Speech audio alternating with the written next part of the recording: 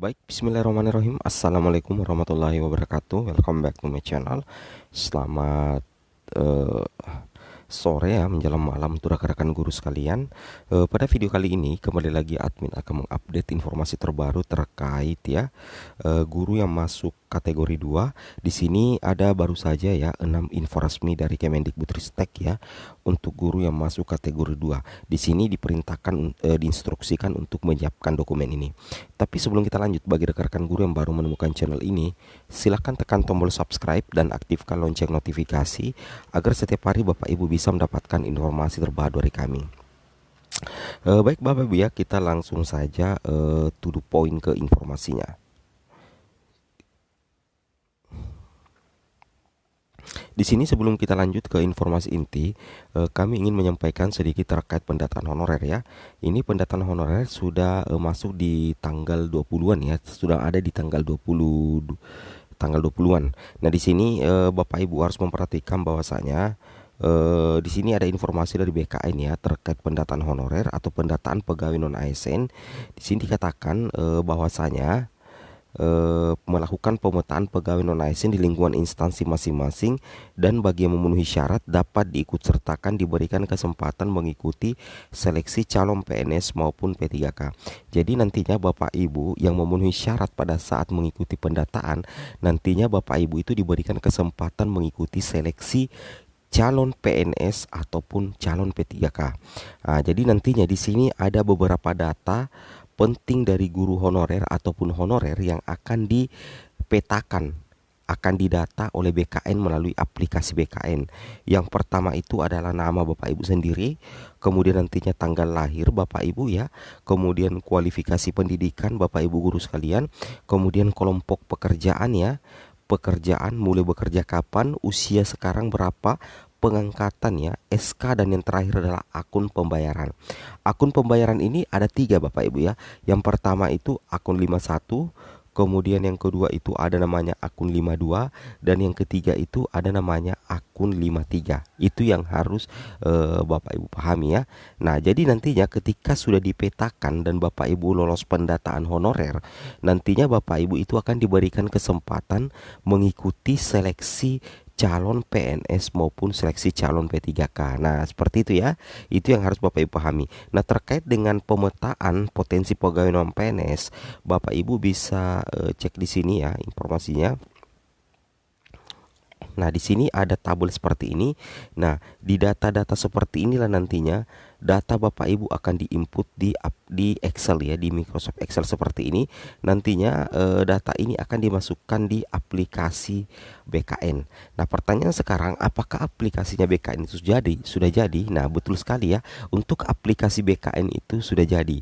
Jadi tetapi belum di launching oleh Kemenpan RB. Jadi mungkin menurut pendapat pribadi admin atau asumsi pribadi saya, itu ada uji coba dulu, testnet ceritanya Bapak Ibu ya. Nah, jadi setelah itu barulah nantinya diedarkan kepada BKD. Nah, seperti itu ya, itu yang harus Bapak Ibu pahami.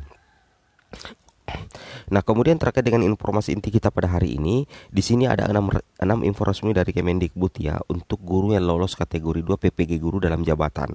Yang pertama itu adalah Bapak Ibu perhatikan, untuk daftar nama penetapan mahasiswa selengkapnya Bapak Ibu dapat unduh melalui SIM PKB di Dinas Pendidikan ya. Jadi untuk daftar penetapan mahasiswa secara kolektif Bapak Ibu bisa minta melalui Dinas Pendidikan ya. Itu informasi yang pertama.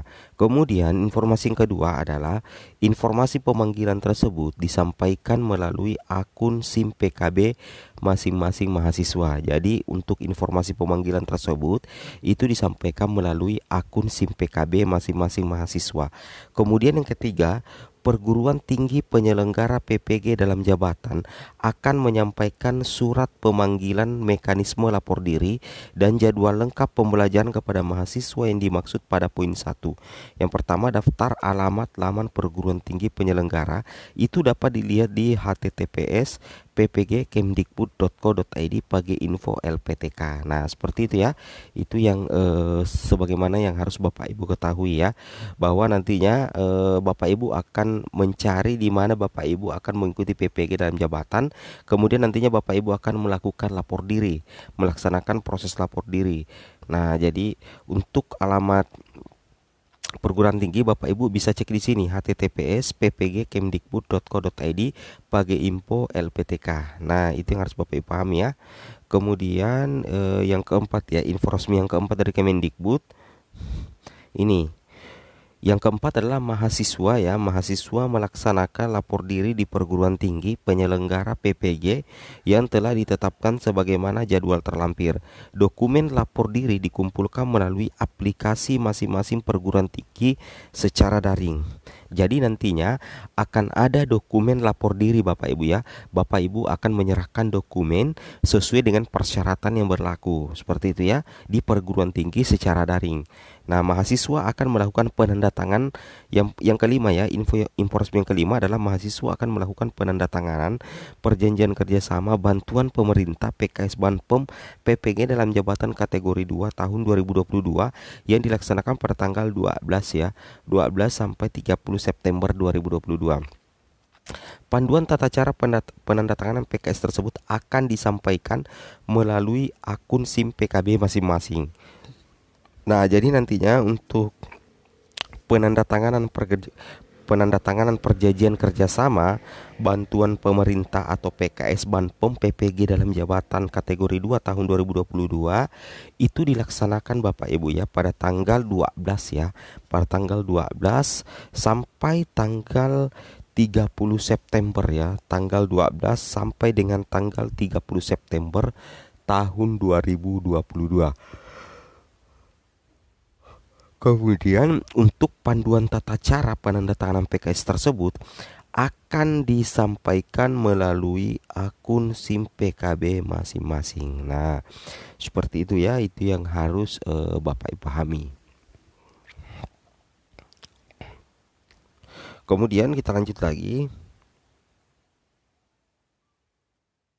Nah, kemudian yang poin ke-6 Bapak Ibu ya, untuk poin ke-6, untuk seluruh pelaksanaan PPG dalam jabatan kategori 2 tahun 2022 itu nantinya dilaksanakan secara daring Bapak Ibu ya.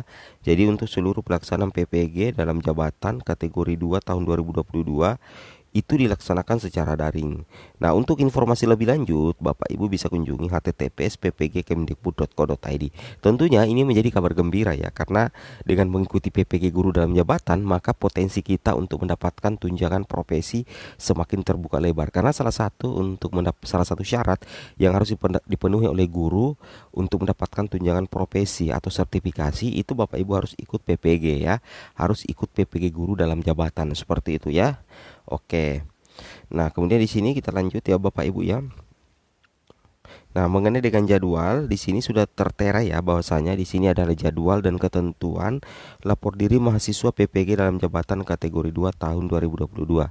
Ada kegiatannya, yang pertama pembelajaran mandiri, lapor diri orientasi mahasiswa, pelaksanaan PPG dalam jabatan ya, untuk analisis materi pembelajaran, desain pembelajaran inovatif, uji komprehensif, praktik pembelajaran inovasi ya.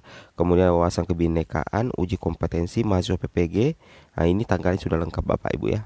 Kemudian di sini yang paling penting ya, yang terakhir Bapak Ibu, bahwasanya Bapak Ibu harus persiapkan data-data ini.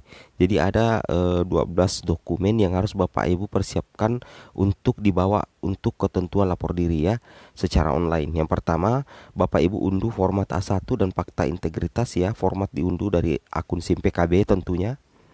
Kemudian yang kedua adalah biodata mahasiswa Bapak Ibu ya, biodata mahasiswa sesuai format PDDikti ya, intinya seperti itu. Kemudian surat pernyataan izin pimpinan, format diunduh dari SIM PKB. Kemudian scan ijazah S1, scan transkrip nilai 1, scan kartu identitas KTP SIM.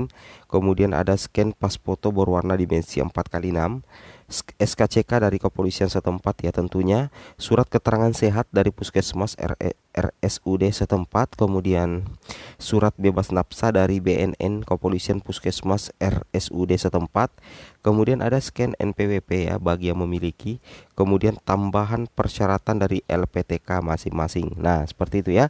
Itu yang harus Bapak Ibu pahami ya, bahwasanya dengan adanya hal seperti ini menjadi ketentuan resmi yang harus Bapak Ibu penuhi. Oke, mungkin cukup sampai di sini ya. Assalamualaikum warahmatullahi wabarakatuh.